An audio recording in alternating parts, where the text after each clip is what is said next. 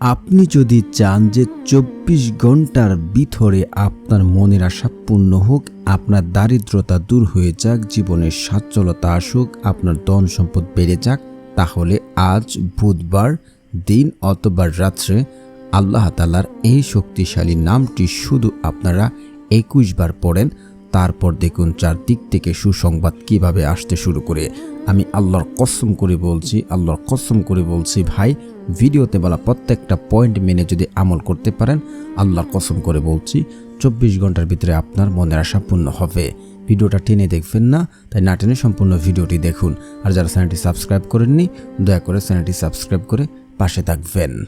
আপনাদের মাঝে যারা অভাব অনটনে, দারিদ্রতায়, বিপদ আপদে, টাকার সমস্যায় রয়েছেন, মনের আশা পূর্ণ হচ্ছে না, বিদেশ যেতে পারছেন না, চাকরি খুঁজে পাচ্ছেন না, যে সমস্যাতেই থাকুন না কেন, আমার বলা এই নিয়মে, এই পদ্ধতিতে আজকের এই আমলটি করুন। আপনার জীবনের সমস্ত সমস্যা দূর হয়ে যাবে। আল্লাহ সুবহানাহু তাআলার কাছে আপনি যে উদ্দেশ্যে, যে নিয়তে দোয়া করবেন, আপনার মনের সকল আশা পূর্ণ হবে। শুধু ভিডিওতে বলা নিয়মগুলো ফলো করে তারপর আমলটি করুন। তো নিয়মটি কিভাবে আমলটি করবেন দেখুন। আমল করার জন্য আপনাকে কয়েকটি শর্ত এবং কয়েকটি নিয়ম মানতে হবে। শর্ত কি? ৫ ওয়াক্ত নামাজ পড়তে হবে, হালাল খাবার খেতে হবে, তারপরে হচ্ছে পিতামাতার কথা শুনতে হবে, এবং আপনাকে ইয়াকিন এবং বিশ্বাসের সাথে এবং তাড়াহুড়া করা যাবে না আমল করে। এই তো গেল শর্ত। এখন নিয়ম হচ্ছে কিভাবে আজকের এই আমলটি করতে হবে। আপনারা টেনে দেখবেন না। প্রথমে আপনারা উত্তম রূপে উঁচু করে নেবেন, তারপর আপনারা এই দোয়াটি পড়ে নেবেন ২ বার।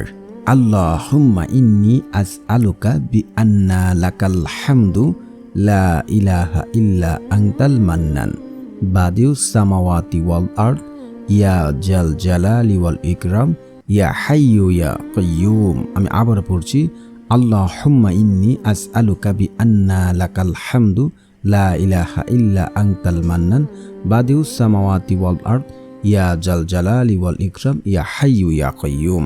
এই দোয়াটি এক সাহাবী যখন পড়ছিলেন, তখন রাসূল সাল্লাল্লাহু আলাইহি ওয়াসাল্লাম কাছে বসা ছিল। তখন সাহাবীদেরকে বললেন যে এই ব্যক্তি যে দোয়াটি করলো এটা হচ্ছে ইসমে আজম।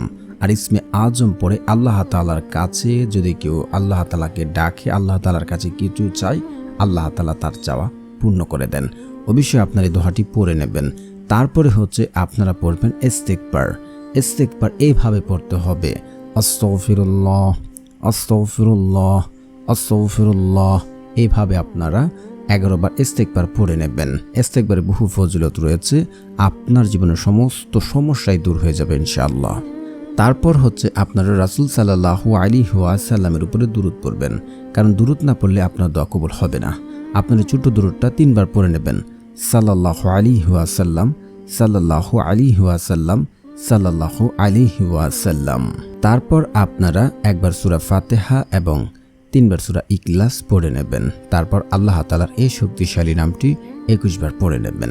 তো প্রিয় বন্ধুরা, যারা চ্যানেলটি সাবস্ক্রাইব করবেন তাদেরও মনের আশা পূর্ণ হবে ইনশাআল্লাহ।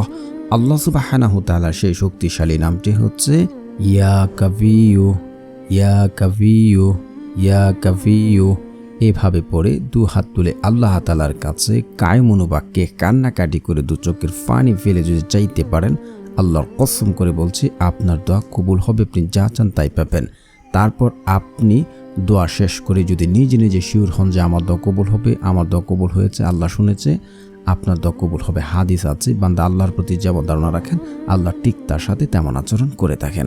অবশ্যই আপনারা ইয়াকিন এবং বিশ্বাস রেখে কায়মনোবাক্যে আল্লাহ তাআলার কাছে আপনার জীবনের সমস্ত চাওয়া চেয়ে নেবেন। তারপর শেষে সকলে আমিন আমিন সুম্মা আমিন বলে দোয়াটি শেষ করবেন।